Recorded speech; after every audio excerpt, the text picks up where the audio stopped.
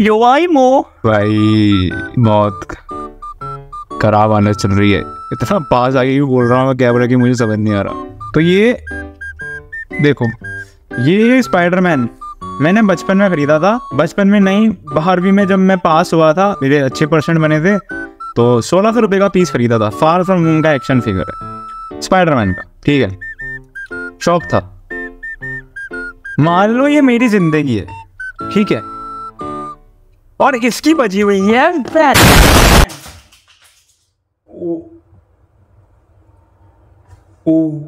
कुछ ज्यादा ही तेज फेंक दिया।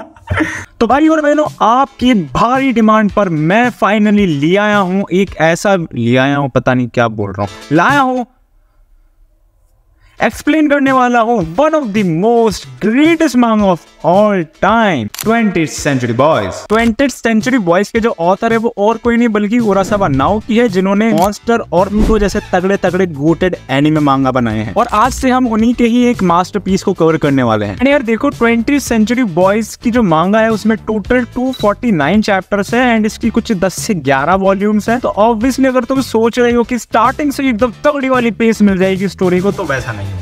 20 से 25 चैप्टर लगेंगे स्टोरी को अच्छी खासी पेस पकड़ने में। और एक बार जब वो तगड़ा मोमेंट क्रिएट हो जाता है ना मांगा में, फिर उसके बाद जो वो पेस पकड़ती है स्टोरी, यार मजा आ जाता है। मतलब लिटरली मैं कह सकता हूँ चुम्मेश्वरी। एंड एक और चीज बता देता हूँ कि ये जो मांगा है, इसकी जो स्टोरी चलेगी ना, वो कभी पास्ट में चलेगी, कभी फ्यूचर में चलेगी, कभी प्रेजेंट में चलेगी, ठीक है। तो थोड़ा तो मैं कंफ्यूज कर सकती है, लेकिन टेंशन की बात कुछ नहीं होनी तुम्हें, क्योंकि मैं करने वाला हूँ तुम्हें ये मांगा एक्सप्लेन। तो सारी फालतू की बातों को फेंकते हैं पीछे और हमारे 20th Century Boys की कहानी को शुरू करते हैं। इसलिए दर्शकों अपनी कुर्सी की पेटियां बांध लीजिए, क्योंकि वायरस फैलने वाला है। एडिटर भैया इंट्रो लगाया जाए। मैं हूं तुम्हारा दोस्त, एक सच्चा दोस्त, दोस्त, दोस्त, दोस्त, दोस्त। लेकिन कहानी को शुरू करने से पहले इस स्टोरी से रिलेटेड कुछ इंपॉर्टेंट कैरेक्टर्स के बारे में हम लोग जान लेते हैं। सबसे पहला है केंजी, जो कि इस स्टोरी का मेन प्रोटैगनिस्ट है और इसका एक मिनी मार्ट भी है। और ये जो बच्ची है, ये इसकी बड़ी बहन की एक लौती बेटी है जिसका नाम काना है। अब थोड़ा केंजी के बचपन के दोस्तों के बारे में भी जान लेते हैं, जो कि अब बड़े हो चुके हैं। सबसे पहले मारुओ, योशित्सुने, मोनचान, किरियन, ये सब केंजी के बचपन के दोस्त है और केंजी का कनेक्शन इनके साथ अभी भी बना हुआ है। उसके बाद आते हैं डोंकी, युकीजी और ओचो। ये तीनों भी केंजी के बचपन के दोस्त है, लेकिन फिलहाल के लिए केंजी का इनके साथ कोई भी कनेक्शन नहीं है कि आखिर ये लोग कहाँ हैं और क्या कर रहे हैं। और इन सारे दोस्तों का जो ग्रुप था उसका लीडर ओचो था। और उसके बाद दो ट्विन बुली ब्रदर्स, यानबो और माबो, जो कि इन सारे दोस्तों को बुली करते थे। एंड लास्ट में द मोस्ट इंपॉर्टेंट गाय, जिसका नाम है फ्रेंड। और इसके बारे में मैं कुछ ज्यादा बताऊंगा नहीं, बस ये समझ लो कि ये एक मिस्टीरियस पर्सन है। तो अब हम हमारी 20th Century Boys की कहानी को प्रारंभ करते हैं। 1973 एक पब्लिक मिडिल स्कूल में हमें लगा था कि उस दिन कुछ होने वाला है। अबे चुप हो जा, लंच टाइम हमारा फ्री टाइम होता है। पता नहीं कौन सा बकवास सा गाना लगा रखा है। जो गाना हमें सुनना चाहिए हमारे लंच टाइम में वो है ये। रॉक एंड रोल म्यूजिक पहली बार ही किसी पब्लिक मिडिल स्कूल में बजा होगा।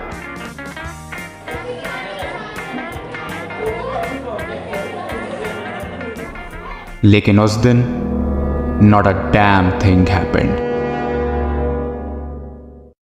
एंड सीन शिफ्ट होता है और हम पहुंच जाते हैं 21st सेंचुरी के अंदर, जहाँ पर कहीं न्यूयॉर्क के हेडक्वार्टर्स में एक बुढ़ाओ एक स्पीच दे रहा होता है। एंड वो बोलता है कि हमने पिछली 1 सेंचुरी में इतनी सारी कैलेमिटीज देखी है, दो वॉर का सामना करा है एंड हमने काफी टफ टाइम्स का सामना करा है। हमने ऐसी न्यूक्लियर थ्रेट्स का सामना करा है जो कि इंसानों को नष्ट करके रख देता। लेकिन चाहे कुछ भी हो जाए, हमने अंत तक हार नहीं मानी और फाइनली हम हमारे कदम 21वीं सदी में रख चुके हैं। लेकिन हमें ये नहीं भूलना चाहिए कि आखिर वो कौन लोग हैं जिनकी वजह से आज हम हमारे कदम इस मिलेनियम में रख पाए हैं, क्योंकि अगर वो नहीं होते तो ये सदी इंसान के इतिहास की आखिरी सदी होती। तो अपनी तालियों से स्वागत करिए उन इंसानों का जिन्होंने पूरी मानव जाति को बचाया है।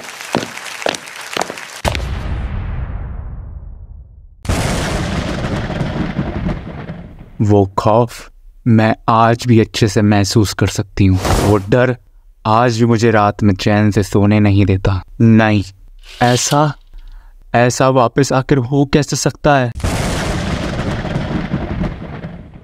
तो और अभी तक मैंने जितने भी सिनेरियोज दिखाए हैं उनके बारे में तुम्हें ज्यादा सोचने की जरूरत नहीं है। ये बहुत बड़े बड़े स्पॉयलर्स हैं जिनको मांगा के स्टार्टिंग के अंदर ही रख दिया जाता है और इन सारी चीजों का खुलासा स्टोरी में बहुत आगे जाकर होगा। बस तुम्हें इस चीज का ध्यान रखना है कि ये चीजें हुई थी, मतलब 1973 में ऐसा कुछ तो होना था जो कि नहीं हुआ। और फिलहाल के लिए तुम्हें और कुछ ज्यादा ध्यान रखने की जरूरत नहीं है। तो चलो यार स्टोरी में अब थोड़ा और आगे बढ़ते हैं। एंड फिर सी शिफ्ट होता है और हम लोग पहुंचते हैं ईयर 1997 में। एंड फिर हमें दिखाई जाती है एक छोटी बच्ची जो कि रो रही है और ये बच्ची और कोई नहीं बल्कि काना है और केंजी ने इसको अपनी पीठ पर टांग रखा है और केंजी अपना कुछ काम कर रहा है। एंड उसी समय में दिखाई जाती है केंजी की माताजी जो कि न्यूज़पेपर पढ़ते पढ़ते एक खबर पढ़ती हैं कि अफ्रीका के अंदर एक कोई नया वायरस आउटब्रेक हुआ है और अगर वो वायरस किसी बंदे को हो गया तो वो उस बंदे का सारा ब्लड उसकी बॉडी से ड्रेन आउट कर देता है। एंड फिर केंजी उतने में अपनी मम्मी से बोलता है कि मम्मी जी तुम्हें मना कर रहे हैं ना कि एक बार अपन ने बेचने के लिए रखे, पढ़ने के लिए नहीं रखे हैं, उन्हें वापस मत रखो वहाँ पे मोड़ के। और तुमने अपने लंच के लिए कुछ भी सामान उठाकर दुकान से खा लिया है, बिल भी नहीं भरा उसका। और तुम मुझे कह रही थी कि अगर मैंने कुछ अपनी दुकान से उठाकर अपने यूज में ले लिया तो तुम मुझे पुलिस के हवाले कर दोगे। हैशटैग शॉपलिफ्टिंग है। अरे भगवान ये कौन सा जमाना आ गया है, बच्चे अपने माँ बाप को शॉपलिफ्टर बोल रहे हैं और मेरा बच्चा पता नहीं किसके बच्चे को अपनी पीठ पर बिठा के घुमा रहा है जिसका बाप पता नहीं है कौन। मम्मी जी ऐसे मत बोलो। मेरी बहन अचानक से घर पर आई और बोली इस बच्चे की अच्छे से केयर करना और वापस से चली गई। उसके साथ बहुत कुछ चीजें हुई हैं और उसको कितना बुरा लगा होगा अपने एक लौते चाइल्ड को मेरे को देते हुए। लेकिन मैंने पुलिस को बोल दिया है कि उसको वो जल्दी से जल्दी ढूंढे। अरे भूल जाओ उसको, वो कभी वापस नहीं आएगी। अरे मम्मी कैसी बातें कर रहे हो, आप नहीं चाहते क्या कि ये बच्ची कभी एक असली दूध का स्वाद चखे? पार्डन मी,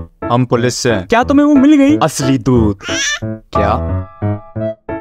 एंड फिर वो पुलिस वाले केंजी से बोलते हैं कि यार यहाँ पे तो पहले लिकर शॉप हुआ करती थी ना। तो फिर केंजी बोलता है हाँ लेकिन आज के टाइम पे सिर्फ लिकर स्टोर से थोड़ी ना काम चलेगा यार। एंड उनमें से एक पुलिस वाला बोलता है लेकिन हाँ तुमने कहा कि तुम्हारी ओल्डर सिस्टर मिसिंग है और तुमने पुलिस से रिक्वेस्ट करी है उसके सर्च के लिए, लेकिन मैं यहाँ किसी और काम के लिए आया हूँ। अरे कोई बात नहीं, वैसे भी मेरी बहन को ढूंढना इतना आसान भी नहीं है और अगर वो वापस आ भी जाएगी तो मेरी माता जी उसको छोड़ने नहीं वाली। तो मतलब तुम अब लिकर्स की बॉटल की डिलीवरीज तो नहीं करते होगे ना? नहीं मतलब करते तो है लेकिन सिर्फ ओल्ड कस्टमर्स को। तो फिर वो पुलिस वाला बोलता है कि क्या तुम शिकिशिमा सान को जानते हो? तो केंजी बोलता है शिकिशिमा? अरे हाँ वो फलाने कॉलेज के डिमकाने टीचर। हाँ जानता हूँ। हाँ मैंने उनको 2 हफ्ते पहले ही डिलीवरी करी। हाँ पता नहीं उनकी जगह पर बहुत सारे गैजेट वैजेट पड़े रहते हैं इधर उधर। तुम्हें डिलीवरी करते हुए किसने देखा था? हाँ उनकी वाइफ ने। तो भैया हुआ क्या उनको?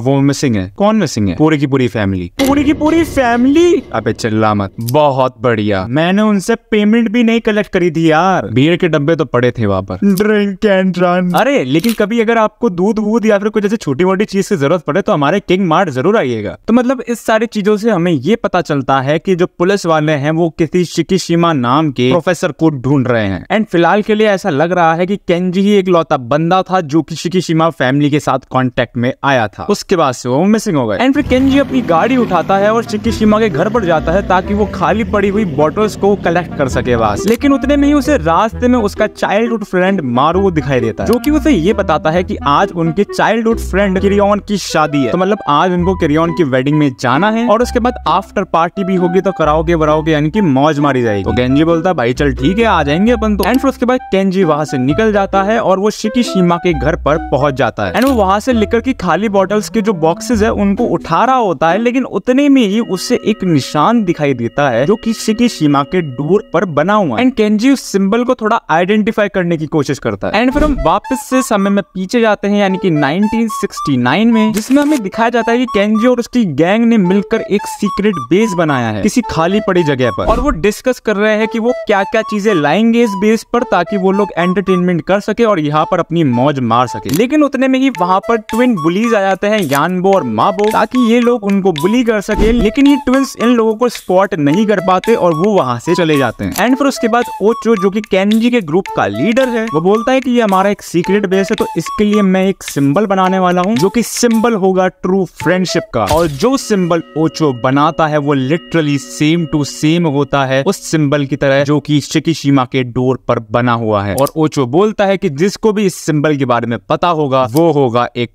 True friend. And moving forward हमें एक ऐसी जगह ले जाया जाता है जहाँ पर बहुत सारे लोग गैदर हुए हैं और वो किसी व्यक्ति जिसका नाम फ्रेंड है उसका वेट कर रहे हैं। एंड फिर हमें दिखाया जाता है कि स्टेज पर फ्रेंड नाम का व्यक्ति आता है और वो हवा में फ्लोट करना शुरू कर देता है। और फ्रेंड जिस स्टेज पर खड़ा है उस स्टेज के फ्लोर के ऊपर वही सिंबल बना हुआ है जो कि ओचो ने उसकी बचपन में बनाया था। तो इसका मतलब क्या है? क्या ओचो ही फ्रेंड है? और क्या ओचो और शिकीशिमा का कुछ ना कुछ कनेक्शन है? तो इसके लिए हमें स्टोरी में तो ऑब्वियसली आगे बढ़ना पड़ेगा और तभी हमें पता चलेगा कि क्या ओचो ही फ्रेंड है। लेकिन अगर तुमने अभी तक चैनल को सब्सक्राइब नहीं करा, वीडियो को लाइक नहीं करा है, तो भाई किसका वेट कर रहे हो यार? मतलब वो देखो चूना गिर रहा है ना दीवार से, उसके लिए तो सब्सक्राइब कर ही सकते हो ना। तो जल्दी जाओ सब्सक्राइब करो ताकि ये वीडियो और भी बड़ी ऑडियंस तक पहुंचे। तो चलो 20th सेंचुरी बॉयज की कहानी को वापस से रिज्यूम करते हैं। यार कहानी में आगे बढ़ते हैं और हमें दिखाया जाता है एक घर जिसके अंदर एक डेड बॉडी को 3 पुलिस वाले इन्वेस्टिगेट कर रहे हैं। और हमें बताया जाता है कि जो डेड बॉडी है वो एक कानेदा शोता नाम के लड़के की है जिसकी उम्र अभी 24 साल है और वो एक ओचानोमिज़ु इंजीनियरिंग स्कूल का ग्रेजुएट है। और इनमें से एक पुलिस ऑफिसर उस अफ्रीका में फैले हुए वायरस की बात करता है जिसको अगर वो हो जाता है तो वो वायरस पूरा ब्लड बॉडी से ड्रेन आउट कर देता है, जिसके बारे में केंजी की मम्मी बात कर रही थी स्टार्टिंग में। उसके बाद सीन शिफ्ट होता है और हमें ले जाया जाता है किरियोन की वेडिंग के अंदर और केंजी और उसके सारे दोस्त मिलकर किरियोन और उसकी वाइफ के साथ चिट चैट कर रहे हैं। और इसी बीच हमें ये भी बताया जाता है कि किरियोन की शक्ल, नाम और हरकतें तीनों एक फ्रॉक को रिप्रेजेंट करती हैं। और उतने में ही टाइम हो जाता है केंजी की स्पीच का और उस स्पीच के अंदर केंजी किरियोन के सारे फ्रेंड्स को रिप्रेजेंट करने वाला होता है। लेकिन उससे पहले वो एक पेन और पेपर पकड़ता है और उसके ऊपर ओचो का सिंबल बनाता है और अपने फ्रेंड्स को दिखाता है और वो उनसे पूछता है कि क्या तुमने कभी ये सिंबल देखा है। लेकिन उतने में ही वहाँ पर एक ग्रैंडमा आ जाती है जिनका नाम रहता है ओकीकू और वो केंजी के लिए एक लड़की का रिश्ता लाई होती है। लेकिन केंजी उसके रिश्ते को रिफ्यूज कर देता है और वो बोलता है मेरी सबसे पहली प्रायोरिटी काना है और ऐसे लाखों रिश्ते आते रहेंगे जाते रहेंगे लेकिन मेरी काना का ख्याल रखने वाला सिर्फ मैं एक ही हूँ। एंड उसके बाद सीन शिफ्ट होता है और हमें लेडी दिखाई जाती है जो कि काना के साथ एक इंट्यूशन वाला गेम खेल रही होती है, यानी कि इस हाथ में पत्थर है या इस हाथ में पत्थर है, हम गैस करके बताओ। और वो लेडी ये गेम काना के साथ 10 बार खेलती है और काना 10 के 10 बार सही गैस करती है। तो मतलब इस चीज से हमें ये बताया जा रहा है कि काना की इंट्यूशन कितने ग्रेट लेवल पे है इवन दो वो अभी एक बच्ची है। फिर उसके बाद वापस से सीन शिफ्ट होता है और हम जाते हैं किरियोन की वेडिंग के अंदर जहाँ पर केंजी स्पीच दे रहा है और जो यूजित्सु ने और मारू है वो उस ओचो वाले सिंबल को रिमेम्बर करने की कोशिश कर रहा है कि आखिर उन्होंने ये सिंबल देखा है तो कहाँ देखा है, और उनको कुछ घंटा याद आ रहा होता है। लेकिन हमें अचानक से नेक्स्ट पैनल में ले जाया जाता है फ्रेंड के पास जहाँ पर फ्रेंड एक चेयर पर बैठा है और उसके सामने एक पर्सन बैठा हुआ है। फ्रेंड उस पर्सन को बोलता है कि तुम अब मर चुके हो और अब तुम अपनी आंखें बंद करो। फ्रेंड उस पर्सन को 10 बार ये रिपीट करने को बोलता है कि तुम अब मर चुके हो और वो पर्सन ये सेंटेंस 10 बार रिपीट करता है। फ्रेंड उससे पूछता है कि तुम्हें अब क्या दिखाई दे रहा है, वो पर्सन रोते रोते बोलता है कि उसे एक रोशनी दिखाई दे रही है। मतलब मोस्ट प्रोबेबली ये पर्सन मर चुका है और कैसे मरा और क्यों मरा हमें नहीं बताया अभी। एंड फिर उसके बाद सीन शिफ्ट होता है और हमें ले जाया जाता है 2 पुलिस ऑफिसर्स के पास जो कि और कोई नहीं बल्कि यामासान और चोसान है। यामासान वो जो कि कानेदा शोता के केस पर काम कर रहे हैं एंड चोसान वो जो कि प्रोफेसर शिकीशिमा के केस पर काम कर रहे हैं। और इनकी बीच की कॉन्वर्सेशन से हमें ये पता चलता है कि जो कानेदा शोता जो कि अभी स्टूडेंट मरा है ना वो प्रोफेसर शिकीशिमा का स्टूडेंट रह चुका है। मतलब एक स्टूडेंट को एक वायरस इन्फेक्ट कर जाता है और उसकी बॉडी से सारा का सारा ब्लड अंदर से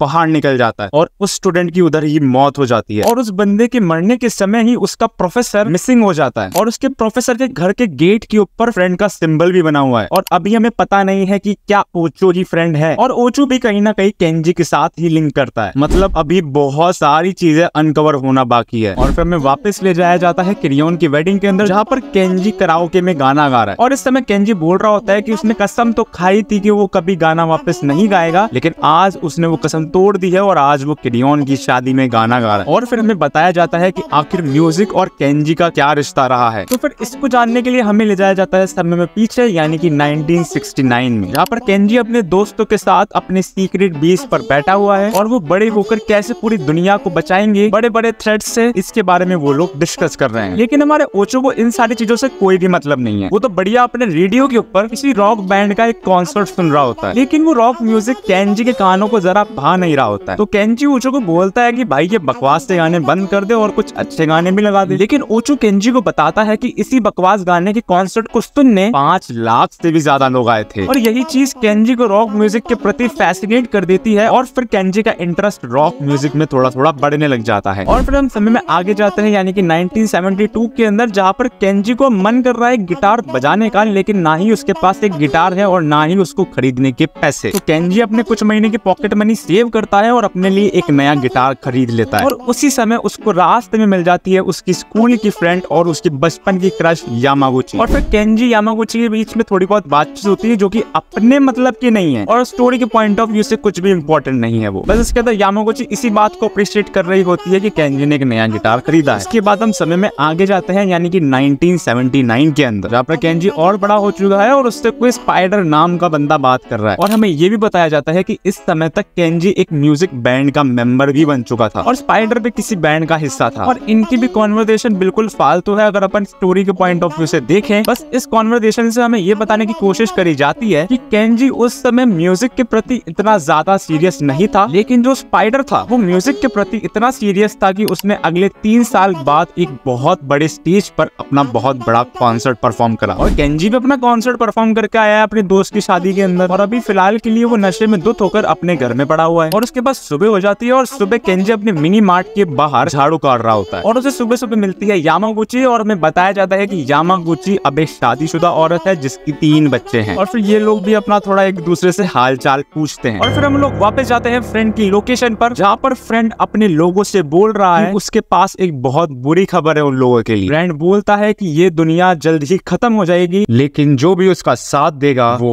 बच जाएगा। और फ्रेंड की ये बात सुनकर वहाँ पर बैठे सारे लोग फ्रेंड के नाम के नारे लगाना शुरू कर देते हैं। और अब हम इस वीडियो के फाइनल चैप्टर की तरफ बढ़ने वाले हैं, चैप्टर नंबर 4। तो चैप्टर 4 की शुरुआत होती है और हमें दिखाया जाता है मारुओ जो कि काफी ज्यादा चिंता के अंदर है और वो केंजी की तरफ दौड़ा चला आ रहा है। और वो केंजी को आकर बताता है कि न्यूज़पेपर में खबर आई है कि उनका बचपन का यार डोंकी, जो कि अभी एक इंडस्ट्रियल हाई स्कूल इंस्ट्रक्टर है, उसने स्कूल की छत से कूदकर अपनी जान ले ली है।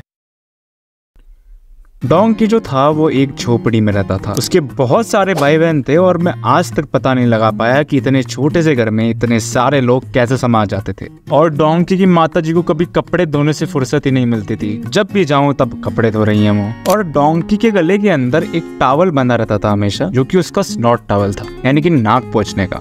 और ये दोनों सांडे इसे भी बहुत बुली करते थे। और अगर उस समय तुम्हारे पास साइकिल नहीं है ना, तो तुम्हारी कोई औकात भी नहीं है। और एक दिन गर्मियों के समय हम सारे दोस्त बैठकर आराम से आइसक्रीम खा रहे थे। अब भैया वहाँ पे आ जाता है डोंकी। और डोंकी से हमें कोई चिढ़ नहीं थी, लेकिन उसकी एक बात से हमें डर लगता था कि क्या हो अगर वो अपना नाक पूछने का तवाल हम पे ही फेंक दे। तो इसलिए हम वहाँ से जल्दी उठे और अपनी साइकिल उठाकर वहाँ से भागे। लेकिन हमें क्या पता था कि डोंकी अपने नंगे पैर भी इतना तेज भागता है। बड़ा थका दिया था उसने हमें उस दिन। लेकिन जो भी हो, हम उससे पीछा छुड़ाकर एक ग्रेवल पिट तक पहुँच गए थे, जो की अंडर कंस्ट्रक्शन में थी। और वहाँ पर बहुत सारा पानी इकट्ठा हो रखा था और उधर एक अफवाह भी फैली हुई थी कि इधर एक बहुत बड़ा स्नेक फिश रहता है। तो हमने सोचा कि क्यों ना इस स्नेक फिश को पकड़कर दुनिया की रक्षा करी जाए। लेकिन कौन जानता था कि जैसे ही हम नीचे उतरेंगे हमारा पैर फिसलेगा और हम नीचे गिर जाएंगे। और हमें तो तैरना भी नहीं आता था और हमें लगा था कि हम लोग अब बस मरने वाले। लेकिन उतने में डोंकी एक रस्सी लेकर आता है और रस्सी हमारी तरफ फेंकता है, लेकिन वो रस्सी का साइज थोड़ा छोटा पड़ जाता है। तो डोंकी अपना स्नॉट टॉवल निकाल कर उसकी लेंथ को और बढ़ा देता है ताकि हम लोग उस रस्सी को पकड़ सके। और जिस स्नॉट टॉवल से हम बचकर भाग रहे थे, उसी स्नॉट टॉवल ने हमारी जान बचाई। और इसी के बाद से डोंकी और हम लोग अच्छे दोस्त बन गए। और उसी दिन से हमने अपनी साइकिल चलाना छोड़ दिया और डिसाइड करा कि अब हम डोंकी के साथ ही भागेंगे।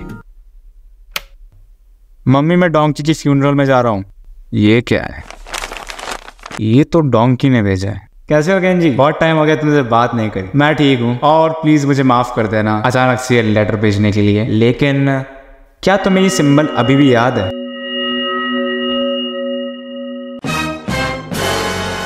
मतलब शिकिशिमा के गेट पर ये ओचो का सिंबल बना होना और उसका मिसिंग हो जाना और उसके बाद उसी की स्टूडेंट की मौत हो जाना और फिर केंजी के बचपन के दोस्त डोंकी की भी मौत हो जाना और उसके लेटर में ओचो का बना हुआ सिंबल होना और ओचो के इस सिंबल का इन सारे लोगों से इंटरकनेक्टेड होना एक ही चीज की तरफ पॉइंट कर रहा है कि ओचो ही इन सारी चीजों के पीछे है या फिर फ्रेंड, क्योंकि अभी क्लियर भी नहीं है कि क्या ओचो ही फ्रेंड है और शायद से डोंकी की मौत के पीछे ओचो या फिर फ्रेंड का ही हाथ हो। और भैया अभी तो हमें ये भी नहीं पता कि 1973 में आखिर ऐसा क्या होना था जो कि आखिर हुआ ही नहीं, और वो लड़की कौन थी और उसने अपनी खिड़की में से ऐसा क्या देखा था, और आखिर वो कौन लोग थे जिन्होंने पूरी इंसानियत को बचाया था बहुत बड़े थ्रेट से। तो यार अभी बहुत सारी मिस्ट्रीज का अनकवर होना बाकी है और इन सब चीजों को अनकवर करने के लिए हमें स्टोरी में आगे प्रोसीड करना पड़ेगा। लेकिन आज के इस वीडियो में इतना ही। हाँ मानता हूँ कि वीडियो बहुत लेट आया, लेकिन यार जिंदगी थोड़ी ऊपर नीचे चल रही है तो समझ जाओ तुम लोग। और हमेशा की तरह एम रखते हैं 300 लाइक्स और 100 कमेंट्स का। और अगर ये एम पूरा हो जाता है और अगर तुम्हारी ज्यादा डिमांड रहती है कि तुम्हें 20th सेंचुरी बॉयज ही चाहिए तो मैं 20th सेंचुरी बॉयज का सेकंड पार्ट भी ले आऊंगा। और अगर अभी तक ये वीडियो देखा है तो प्लीज लाइक जरूर कर देना यार, और अगर चैनल पे नए हो तो सब्सक्राइब भी जरूर कर देना, और अपने एनिमे वाले दोस्तों के साथ ये वीडियो शेयर भी कर देना, और कमेंट भी करना कि भाई तुमको ये वीडियो कैसा लगा। और हमेशा की तरह बाकी मिलता हूँ तुमसे नेक्स्ट वीडियो में, तब तक के लिए have a break, have a Gojo.